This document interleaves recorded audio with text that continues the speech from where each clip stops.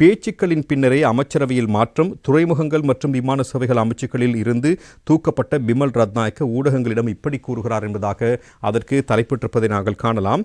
நான் எதிர்க்கட்சியினரிடம் சான்றிதழ் பெற்றுக்கொள்வதற்கு வேலை செய்பவன் அல்ல. பேச்சுவார்த்தைகளின் பின்னரே அமைச்சரவையில் மாற்றம் செய்யப்பட்டிருக்கிறது. இவ்வாறு போக்குவரத்து, நெடுஞ்சாலைகள் மற்றும் நகர அபிவிருத்தி அமைச்சர் பிமல் ரத்நாயக்க தெரிவித்திருக்கிறார். துறைமுகங்கள் மற்றும் சிவில் விமான சேவைகள் அமைச்சுக்கள் பிமல் ரத்நாயக்கிடமிருந்து பறித்தெடுக்கப்பட்ட பின்னர் அது அனுர கருணாதிலக்கவிடம் வழங்கப்பட்டிருக்கிறது. இந்த நிலையில் போக்குவரத்து, நெடுஞ்சாலைகள் மற்றும் நகர அபிவிருத்தி அமைச்சராக நேற்று பதவியேற்ற பிமல் ரத்நாயக்க ஊடகங்களிடம் கருத்து தெரிவிக்கின்ற பொழுதே இந்த வகையான கருத்தினை அவர் சுட்டிக்காட்டியிருப்பதையும் நாங்கள் காணக்கூடியதாக இருக்கிறது. எதிர்க்கட்சிகள் நாங்கள் செய்த நல்ல விடயங்களை பாராட்டியதும் இல்லை, அவர்கள் இணைந்து செயற்பட்டதும் இல்லை. கள்வர்களை கைது செய்யும் போதே அவர்கள் இணைந்து செயற்பட்டனர்.